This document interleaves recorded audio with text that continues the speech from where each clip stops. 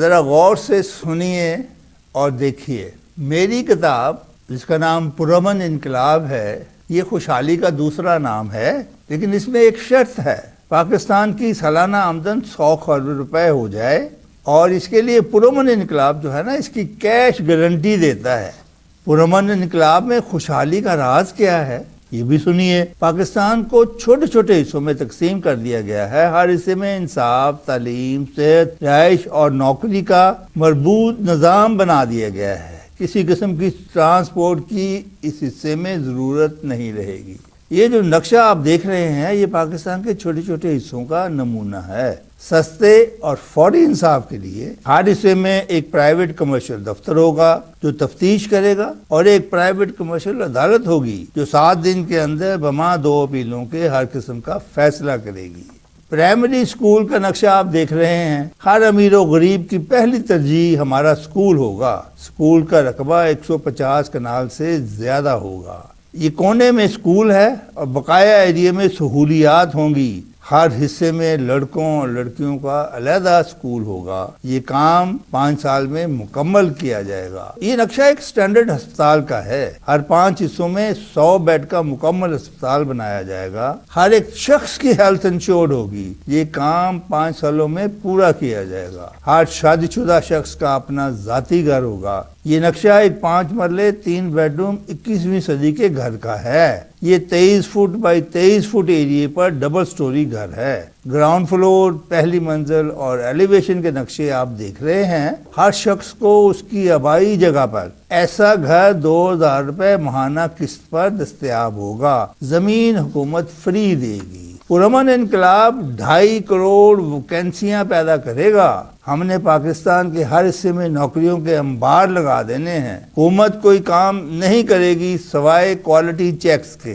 सब काम अवाम करेगी। अवाम अपना काम गलत नहीं करेगी।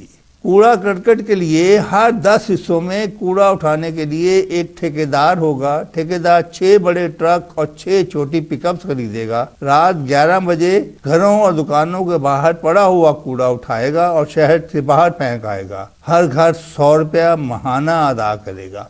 हरियाली तहरीक, इसमें हुकूमत 10 सालों में 10 खरब रुपए की लागत से 2.5 खरब दरख्त लगाएगी। 25% पाकिस्तान का एरिया जंगलात होगा। महकमा जंगलात जगह और मटीरियल मुफ्त देगा। महकमा जंगलात 4 दीवारी बनाएगा ताकि दरख्तों की देखभाल हो सके। बिजली के बारे में आज से ही बिजली 2 रुपए यूनिट हो जाएगी। वापडा सफेद आती है, इस सिस्टम को सूबों को दे दिया जाएगा। जर्मनी में 80% बिजली अवाम बनाते हैं। हम भी अवाम से कहेंगे कि हवा और पानी से बिजली बनाओ। हुकूमत सिर्फ बड़े डैम बनाएगी। 10 सालों में हुकूमत 1 लाख मेगावाट बिजली बनाएगी। 50,000 मेगावाट हवा से और 50,000 डैमों से। रेलवे के बारे में ये है कि रेलवे का मुकम्मल तौर पर नया निज़ाम बनाएंगे। ये 5 सालों में मुकम्मल किया जाएगा। मशरिक से मगरब और शमाल से जनूब डबल ट्रैक चलाएंगे, जहाँ और साथ छोटे छोटे नए स्टेशन बनाएंगे, जहाँ हर वक्त आधे घंटे में एक ट्रेन आएगी, एक ट्रेन जाएगी। जहाँ भी आपने जाना है स्टेशन पे जाएं, और नॉर्थ जाना है तो उसमें गाड़ी में बैठ जाएं। आगे जाके जहाँ आपने चेंज करनी है वहाँ उतरे, और फिर वहाँ पे भी गाड़ी आधे घंटे में 2 आएंगी, उसमें जिस तरफ जाना चाहते हैं आप चले जाएं। तब्दीली इसे कहते हैं। हर सड़क नई होगी, हर घर नया होगा, हर फैक्ट्री नई होगी, हर फसल नई होगी, हर निज़ाम नया होगा। अस्सलाम वालेकुम नाजरीन, मैं हूं अफजल अयूबी। नाजरीन, हमारे मोहतरम जनाब इफ्तिखार खान साहब जो अपने प्रोग्राम पुरअमन इनकलाब के जरिए आवाम को बताना चाहते हैं कि पाकिस्तान और पाकिस्तानी कौम की तकदीर को किस तरह बदला जा सकता है। नाजरीन, इफ्तिखार खान साहब इंजीनियर भी हैं और साबिक MD वासा भी अपनी खिदमात सर अंजाम दे चुके हैं। नाजरीन, अगर आपको इफ्तिखार खान साहब के निज़ाम को समझने में कोई दुश्वारी पेश आ रही है या आपको कोई इख्तलाफ है, स्क्रीन पर उनके फ़ोन नंबर और ईमेल मौजूद हैं। आइए अब चलते हैं इफ्तिखार खान साहब की जानिब। अस्सलाम वालेकुम इफ्तिखार खान साहब। बिस्मिल्लाहिर्रहमानिर्रहीम। नाजरीन अस्सलाम वालेकुम। मैं इफ्तिखार खान आपको आज मुल्क में जो हमारे जेलों की और कब्रिस्तानों की हालत है उसके बारे में थोड़ा सा ब्रीफ करना चाहता हूँ। वैसे तो आप सब कुछ जानते हैं। कब्र के लिए जगह लेना कोई इतना आसान नहीं है। मेरे बेटे का इंतकाल हो गया जवानी में, 31 साल की उम्र में, और मेरा घर है डिफेंस में, मेरे नाम है वो घर, मेरी बेगम और मेरे नाम है। तो जब गए DHA के पास कि जी हमने ये दफनाना है इसको, कहते जनाब ये बेटा तो आपका है लेकिन ये शादीशुदा है, इसके लिए नहीं प्रोविजन। मैंने बड़ी कोशिश की, लेफ्टिनेंट जनरल तक सिफारिश करवाई, लेकिन उन्होंने मुझे कब्र की जगह नहीं दी। हालांकि मैं डिफेंस का रिहायशी हूँ और 20 साल से रह रहा हूँ। खैर फिर बाहर चारों ने फिर जाके कहीं ना कहीं किस तरह सिफारिशों से जगह ढूंढी। अब एक जगह जो है मियाँ मीर कब्रिस्तान, उसकी हालत ये है कि वो ठीक है, वहाँ पे आप 100 मुर्दे भी ले जाएं वो दफना देंगे, लेकिन कोई गारंटी, कोई श्योरिटी नहीं है। मैं यकीन करें 10 साल से अपने ग्रैंडफादर और उनकी बहन जो कि मेरी नानी भी लगती हैं, उनकी कब्र ढूंढते ढूंढते थक गया हूँ। जगह लोकेट कर ली है कि यहाँ थी। मेरे वालिद साहब अपनी ज़िंदगी में ने उनको पक्का करवाया और उसको लुक आफ्टर करते थे। उनके इंतकाल के बाद मेरी बदकिस्मती कि मैं उनके साथ जाके देख ना सका कब्र को, बाद में ढूंढता रहा तो आखिर पता चला कि इस जगह थी जहाँ पे उन्हीं दिनों किसी और ने उनको गिरा के दफना दिया। कतबे लगे हुए थे हमारी दोनों, एक में नूरुल्लाह मेरे दादा और एक में मेरी नानी। अब वहाँ पे एक बड़ी कब्र बनी हुई है और पक्की है बनी हुई, और मुझे कहें जी यहाँ पे बारिशें हुई थी वो रुड़ गई हैं, ख़त्म हो गई हैं। खैर बहरहाल वो जगह मैंने ढूंढ ली कि इस जगह थी, और अब क्या कर सकता था मैं, कुछ नहीं कर सकता था। तो ऐसे दफनाने की जो कब्र का है तसव्वुर इस्लाम में, वो तो बहुत ही अच्छा तसव्वुर है कि यहाँ पे आपकी मुलाकात होनी है नबी करीम से, फिर आपने यहाँ से जाना है अल्लाह मियाँ के पास, उठना है। तो इसकी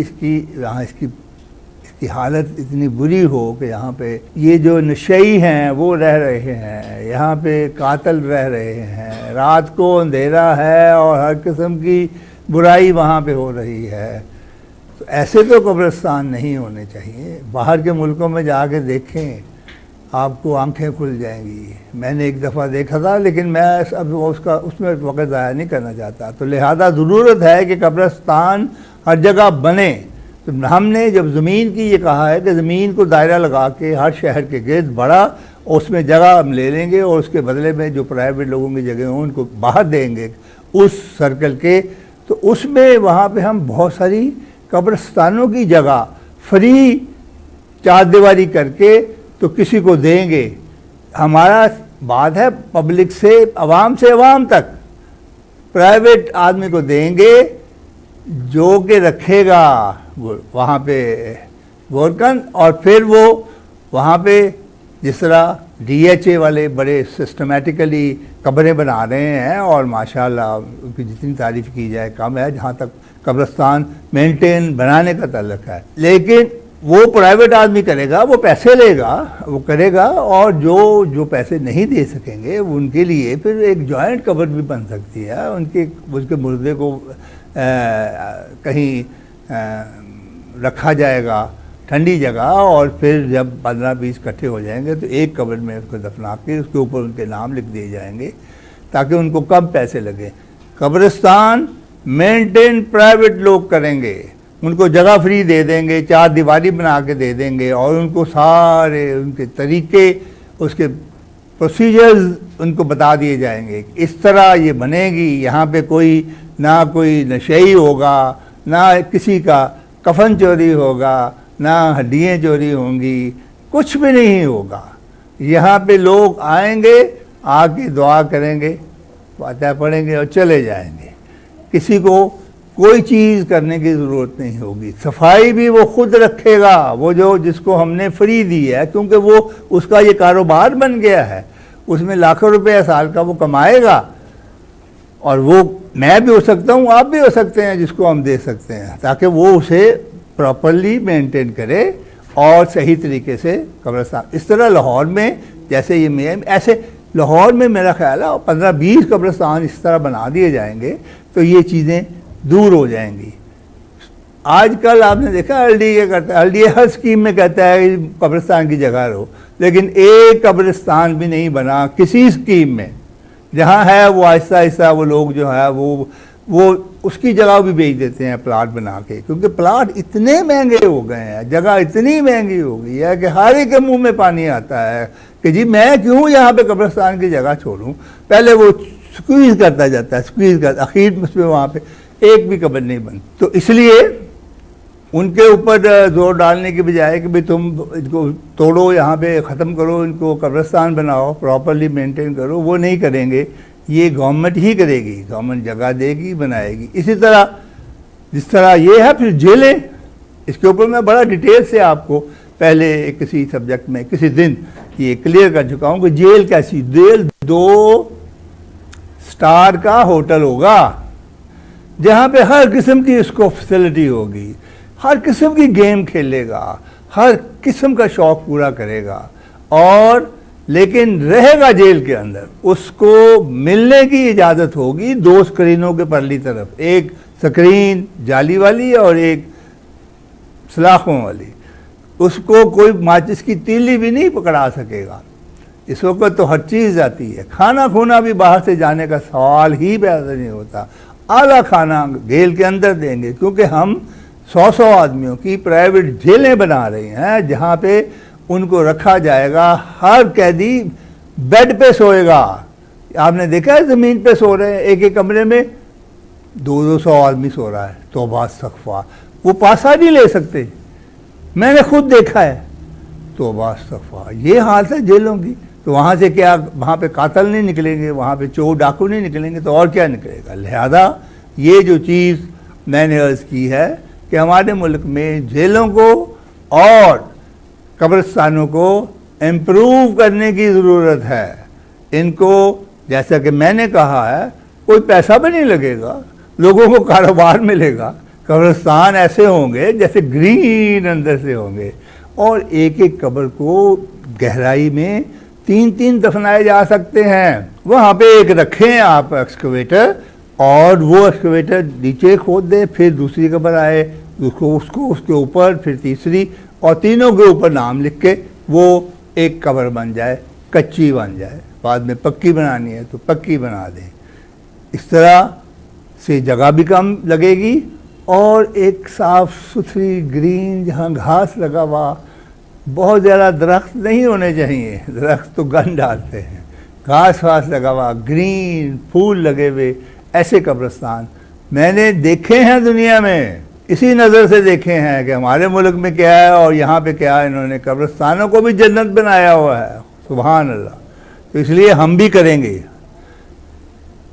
अब ये मैंने आपसे अर्ज़ किया है कि ये चीज़, इसके बाद एक और सब्जेक्ट मैंने लेना है। इस वक्त मैं आपको जो मेरा पुरअमन इनकलाब का प्रोजेक्ट है, जिसमें हमने इनकलाब लाना है पाकिस्तान में, नया पाकिस्तान, नया निज़ाम और तब्दीली, उसके लिए हमने पुरअमन इनकलाब जो है वो पेश किया है, और इसके तहत मुल्क में खुशहाली आएगी। अब ये सब काम जब किए जाएंगे, इसमें जो भी हैं, उसमें तालीम का, सेहत का, में हज़ारों स्कूल बनेंगे, हज़ारों बनेंगे, अस्पताल बनेंगे, तो ये बड़े काम होने हैं। 50 लाख घर बनेंगे, और इसके अलावा और अनगिन। तो इसमें एक सब्जेक्ट मैंने डिस्कस किया था कि उसमें सबसे ज़्यादा किस चीज़ की शॉर्टेज होगी, वो थी ईंटों की। वो मैंने कवर कर दी। आज जो अगला सब्जेक्ट मैं कवर करना चाहता हूँ कि किस चीज़ की हमें सबसे ज़्यादा ज़रूरत होगी, वो होगी ट्रेनिंग की। अगर हमने सरकारी स्कूल जो टाट के स्कूल कहलाते हैं, उनको बदल के हमने एक हाई स्टैंडर्ड का स्कूल, और जो कि दुनिया की इस वक्त जो लेवल है उससे ऊपर को जाए, तो उसके लिए तो ये टाट के स्कूलों वाले उस्ताद तो ठीक नहीं रहेंगे। ये इसी तरह चलते रहेंगे। इसके लिए अलहदा बजट में पैसे रखे हुए हैं, 20 खरब रुपया सालाना अलहदा रखा हुआ है कि इनको आहिस्ता आहिस्ता इनको तनख्वाह देते रहेंगे और फिर ट्रेनिंग की फैसिलिटीज़ बनाएंगे, जगह जगह छोटे छोटे ट्रेनिंग सेंटर्स जो हम फिर लोगों को देंगे कि ये लोग पैसे, और ये पहले तो बाहर से लोग मंगवा के ना जो ट्रेनर बनाएंगे, जो आगे ट्रेनिंग देते हैं ना, उनको ट्रेन करेंगे। वो अमेरिका से भी हो सकते हैं, यूरोप से भी हो सकते हैं, वो किसी जगह अच्छी जगह से हो सकते हैं। तो वो जब ट्रेनर होंगे वो अभी फ़ौरन बुलाए जाएंगे, इसमें कोई देर करने की या सोचने की जरूरत नहीं है।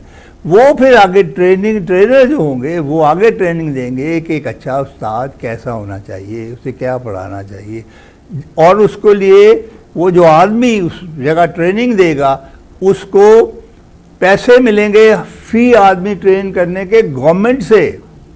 और गवर्नमेंट फर्ज करो वो 20 आदमियों की क्लास बना के वो ट्रेन कर रहा है एक ट्रेनर को तो तनख्वाह मिलेगी। ट्रेनर फिर वो जो आदमी है जिसने वो जगह को लुक आफ्टर कर रहा है, जिसको 3-4 कमरे गवर्नमेंट ने बना के दिए हैं, वहाँ भी क्लासरूम बनाया हुआ है, वहाँ जो लोग जो उस्ताद हैं ट्रेनिंग ले रहे हैं तो वो ट्रेनिंग लेंगे और पैसे भी तनख्वाह उनको भी मिलेगी, जो स्कूल में मिल रही है टाटो में वो मिलती रहेगी, और साथ उसको भी पैसे मिलेंगे जो वहाँ पे ट्रेनिंग दिलवा रहा है, जो जिसको कहा गया है आवाम से आवाम तक। फिर क्या होगा, इस तरह ऐसा ऐसा ट्रेन हो के बच्चे, फिर ये हमारे नए स्कूलों में, जिसका मैंने बहुत दफ़ा जिक्र किया है कि हमारा स्कूल 150 प्राइमरी स्कूल 150 कनाल के एरिए पर होगा, जहाँ में हर किस्म की फैसिलिटी होगी, पढ़ाई की तो होगी, बाकी खेलों की, बाकी बोलचाल, हर चीज़ की, नए नए सब्जेक्ट्स, नई नई चीज़ें। और फिर बच्चे यहाँ पे स्कूल के होके रह जाएंगे, उनको सिर्फ एक ही काम होगा, स्कूल है और घर है, घर जाके सो जाना है, सुबह सारा दिन स्कूल में ही वही खाना है, वही खेलना है, वही खेलने के बारे में सीखना है। वो स्विमिंग पूल है या क्रिकेट की ग्राउंड है, हॉकी की है, फुटबॉल की है, जिम्नेजियम है, इनडोर है, आउटडोर है। आपकी बच्ची पहले साल दाखिल होगी, सब चीज़ों की ट्रेनिंग करेगी, सीखेगी, घर आके बताएगी कि मैंने आज ये सीखा है। थ्योरेटिकल भी सीखेगी और प्रैक्टिकल भी सीखेगी, और इतनी थकी भी होगी आके फिर वो सो जा, खाना खाएगी और सो जाएगी, सुबह फिर स्कूल। तो ये बच्चे जो आजकल टेलीफोनों पे लगे रहते हैं, कभी वो पता नहीं किस किस पे बैठे हुए हैं उन टेलीफोनों के ऊपर, सेलों के ऊपर, और पता नहीं क्या क्या देख रहे हैं, टाइम ज़ाया कर रहे हैं, और बड़ी बड़ी ऐसी चीज़ें देखते हैं जो उनको नहीं देखनी चाहिए। लिहाजा ये ट्रेनिंग का सिस्टम जो है ना, ये बहुत एलेबोरेट चलाना है हमने साथ शुरू, पहले और चीज़ बनाए ना बनाए ट्रेनिंग शुरू कर देगी। और ट्रेनिंग सिर्फ उस्तादों की नहीं होगी, आपको ट्रेनिंग हर स्किल्ड आदमी की। मिसाल के तौर पर अगर आपने कोई राज है, मेसन है, उनकी भी ट्रेनिंग हो रही है। कोई अच्छा मेसन जगह ले लेगा गवर्नमेंट से, वहाँ पे उसे भी पैसे मिलेंगे, और फिर जिन 10-20 आदमियों को ट्रेन करके अच्छा बनाएगा, वहाँ पे मटेरियल होगा, सब कुछ होगा, प्रैक्टिकली करेंगे, वो सिखाएगा, मेसन अच्छा बनाएगा, उसको पता होगा कि क्या अलाइनमेंट है, क्या किस तरह इसको वर्टिकल ले जाना है, किस तरह कॉलम बनते हैं, किस तरह ईंटें लगती हैं, किस तरह प्लास्टर, क्या क्या हर चीज़ वो सिखाएगा। एक अच्छा मेसन वो सिखाएगा और अपने जैसे लोगों को तैयार करके मार्केट में देगा, फिर वो जाके काम करेगा। इसी तरह इलेक्ट्रीशियन, इसी तरह प्लम्बर्स, इसी तरह हर किस्म की ट्रेनिंग, जिस चीज़ की ज़रूरत होगी। आपने इतना काम आप मुल्क हमारे में शुरू हो जाना है कि आप सोच नहीं सकते, इतना काम, हर जगह काम, हर जगह हर फैक्ट्री लग रही है, हर फैक्ट्री लग रही हैं। फिर आपके ज़राअत में एक ऐसी तब्दीली आ जाएगी कि वहाँ पे भी सुभान अल्लाह। फिर ये चीज़ें जब आम हो जाएंगी, ये चीज़ें जब ट्रेनिंग हो जाएगी इनकी, फिर ये लोग फर्दर ट्रेनिंग का भी हम बंदोबस्त करेंगे, बाहर के मुल्कों में नहीं भेजेंगे, यहाँ पे ही हाईली ट्रेन करके तो इनको स्कूलों में हायर क्लासेस में इनको लगाएंगे। तो वही बच्चे जो पढ़ाते थे वहाँ पे, उस्ताद जो थे वो टाटो के स्कूलों के, वो ट्रेन हो के आ गए हमारे नए स्कूलों में आके, इतनी तरह लेंगे आप सोच नहीं सकते। हमारे सिस्टम में सबसे अमीर उस्ताद ही होगा, सबसे ज़्यादा इज्जत उस्ताद की होगी, सबसे ज़्यादा इज्जत डॉक्टर की होगी, सबसे ज़्यादा तनख्वाह डॉक्टर लेगा। तो फिर जाके आपकी सेहत और तालीम इस तरह ठीक होगी कि आप सोच नहीं सकते। अब तो सवाए डॉक्टरों के कि वो स्ट्राइक पे गए होते हैं, उस्तादों को सड़कों पर बैठे हुए थे कि जी साल हो गया तनख्वाह नहीं मिली, हमारे गोश्त स्कूल चल रहे हैं, उस्ताद है तो बच्चे नहीं हैं, बच्चे हैं तो उस्ताद नहीं है। इस हालत को ये हमारी ट्रेनिंग जो है इसको सब कवर करेगी और ये सब चीज़ें हमने 5 साल में मुकम्मल करनी है। उसके लिए बाकायदा प्रोविजन रख दी गई है 5 साल मंसूबे में। ये नहीं कि खुद ब खुद होती रहेंगी, नहीं, ये डिटर्मिन कर दिया गया है कि कहाँ कहाँ क्या क्या करना है, किस किस किस्म की ट्रेनिंग देनी है, कैसे ईंटें कितनी बनेंगी, किस रेट से बनेंगी, तो कैसी ईंटें होंगी। इस वक्त हमारी ईंटें दुनिया में सबसे गंदी ईंट है। हमने जब अगर 50 लाख घर बनाने हैं तो उसके लिए ईंटें भी चाहिए और फिर क्वालिटी की ईंटें चाहिए कि घर बना हुआ हो वो फिर अल्हम्दुलिल्लाह। तो इसलिए मैं ट्रेनिंग पे सबसे ज़्यादा जोर देता हूँ कि जो काम करने हैं ट्रेन लोग तैयार होके बाहर से लोग मंगवाएंगे जो ट्रेनर को ट्रेनिंग देंगे। मिसाल के तौर पर जो लोग पढ़े लिखे हैं उनको बिठा के बताएंगे कि ये आपने ट्रेनिंग देनी है और ये सिस्टम है अमेरिका में, ये आपको सिखाएगा, ये यूरोप में है, ये आपको सिखाएंगे। इस तरह तालीम होती है, ये तालीम का ये तरीका होगा, इस तरह बच्चों से डील करना है, इस तरह पढ़ाना है, ये पढ़ा। इस वक्त तो सवाए इसके कि बस्ता बच्चे के खांधे पे डाल के उसे भेज देते हैं स्कूल में और फिर वही बस्ता उठा के वो हाय हाय करता वापस आता है। ये किताबें देखना, असल में हम जोर ज़्यादा पढ़ाई पे देते हैं, पढ़ाई पे ज़्यादा जोर नहीं देना चाहिए। मैं भी पढ़ा लिखा आदमी हूँ। बच्चे जो हैं इनको कुछ चीज़ बताई जाए सही तरीके से तो इनका जहन उस चीज़ को इस तरह पिक करता है।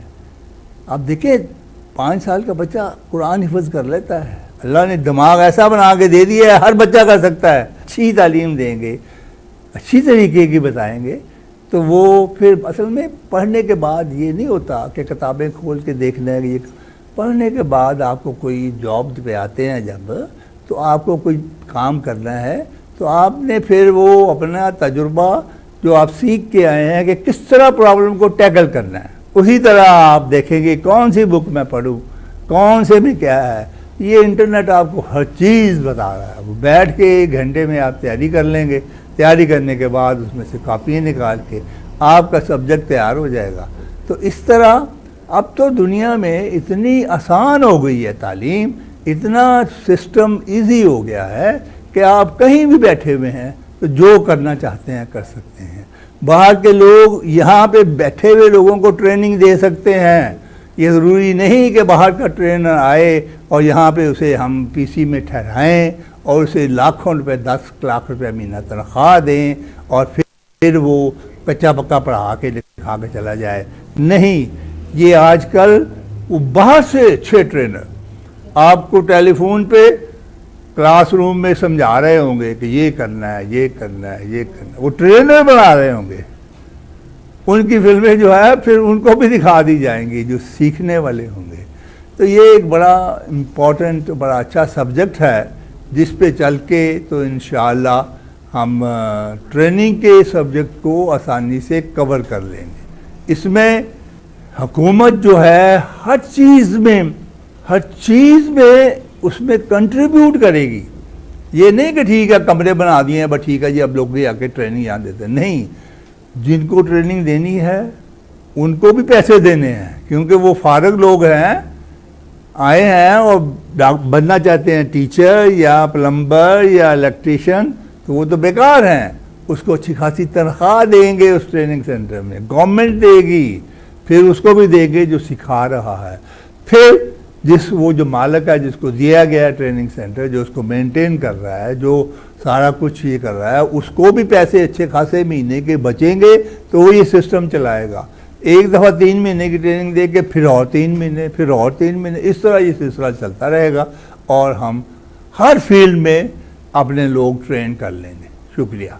ज़रा गौर से सुनिए और देखिए, मेरी किताब जिसका नाम पुरअमन इनकलाब है, ये खुशहाली का दूसरा नाम है, लेकिन इसमें एक शर्त है। पाकिस्तान की सालाना आमदन 100 खरब रुपए हो जाए और इसके लिए पुरअमन इनकलाब जो है ना, इसकी कैश गारंटी देता है।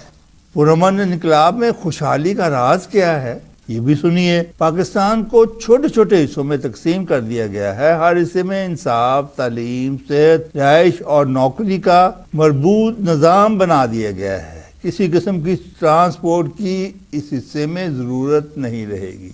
ये जो नक्शा आप देख रहे हैं, ये पाकिस्तान के छोटे छोटे हिस्सों का नमूना है। सस्ते और फौरी इंसाफ के लिए हर हिस्से में एक प्राइवेट कमर्शियल दफ्तर होगा जो तफ्तीश करेगा और एक प्राइवेट कमर्शियल अदालत होगी जो 7 दिन के अंदर बमा 2 अपीलों के हर किस्म का फैसला करेगी। प्राइमरी स्कूल का नक्शा आप देख रहे हैं। हर अमीर और गरीब की पहली तरजीह हमारा स्कूल होगा। स्कूल का रकबा 150 कनाल से ज्यादा होगा। ये कोने में स्कूल है और बकाया एरिया में सहूलियात होंगी।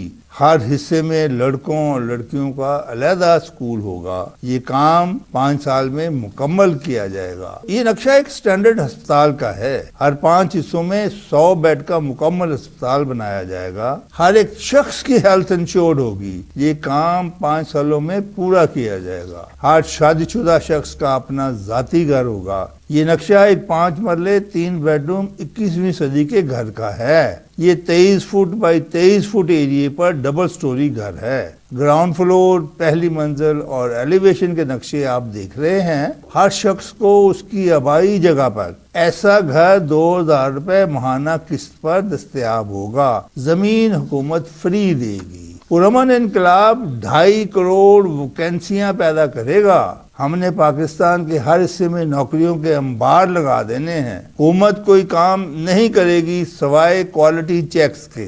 सब काम अवाम करेगी। अवाम अपना काम गलत नहीं करेगी। कूड़ा करकट के लिए हर 10 हिस्सों में कूड़ा उठाने के लिए एक ठेकेदार होगा। ठेकेदार 6 बड़े ट्रक और 6 छोटी पिकअप्स खरीदेगा। रात 11 बजे घरों और दुकानों के बाहर पड़ा हुआ कूड़ा उठाएगा और शहर से बाहर फेंक आएगा। हर घर 100 रुपया माहाना अदा करेगा। हरियाली तहरीक, इसमें हुकूमत 10 सालों में 10 खरब रुपए की लागत से 2.5 खरब दरख्त लगाएगी। 25% पाकिस्तान का एरिया जंगलात होगा। महकमा जंगलात जगह और मटीरियल मुफ्त देगा। महकमा जंगलात 4 दीवारी बनाएगा ताकि दरख्तों की देखभाल हो सके। बिजली के बारे में आज से ही बिजली 2 रुपए यूनिट हो जाएगी। वापडा सफेद आती है। इस सिस्टम को सूबों को दे दिया जाएगा। जर्मनी में 80% बिजली अवाम बनाते हैं। हम भी अवाम से कहेंगे कि हवा और पानी से बिजली बनाओ। हुकूमत सिर्फ बड़े डैम बनाएगी। 10 सालों में हुकूमत 1 लाख मेगावाट बिजली बनाएगी। 50,000 मेगावाट हवा से और 50,000 डैमों से। रेलवे के बारे में ये है कि रेलवे का मुकम्मल तौर पर नया निज़ाम बनाएंगे। ये 5 सालों में मुकम्मल किया जाएगा। मशरिक से मगरिब और शमाल से जनूब डबल ट्रैक चलाएंगे। जहां और साथ छोटे छोटे नए स्टेशंस बनाएंगे जहां हर वक्त आधे घंटे में एक ट्रेन आएगी, एक ट्रेन जाएगी। जहां भी आपने जाना है स्टेशन पे जाएं और नॉर्थ जाना है तो उसमें गाड़ी में बैठ जाए। आगे जाके जहां आपने चेंज करनी है वहां उतरे और फिर वहां पे भी गाड़ी आधे घंटे में 2 आएंगी। उसमें जिस तरफ जाना चाहते हैं आप चले जाएं। तब्दीली इसे कहते हैं। हर सड़क नई होगी, हर घर नया होगा, हर फैक्ट्री नई होगी, हर फसल नई होगी, हर निज़ाम नया होगा। अस्सलाम वालेकुम नाजरीन, मैं हूं अफजल अयूबी। नाजरीन, हमारे मोहतरम जनाब इफ्तिखार खान साहब जो अपने प्रोग्राम पुरअमन इनकलाब के जरिए अवाम को बताना चाहते हैं कि पाकिस्तान और पाकिस्तानी कौम की तकदीर को किस तरह बदला जा सकता है। नाजरीन, इफ्तिखार खान साहब इंजीनियर भी हैं और साबिक MD वासा भी अपनी खिदमात सर अंजाम दे चुके हैं। नाजरीन, अगर आपको इफ्तिखार खान साहब के निज़ाम को समझने में कोई दुश्वारी पेश आ रही है या आपको कोई इख्तलाफ है, स्क्रीन पर उनके फ़ोन नंबर और ईमेल मौजूद हैं। आइए अब चलते हैं इफ्तिखार खान साहब की जानिब। अस्सलाम वालेकुम इफ्तिखार खान साहब।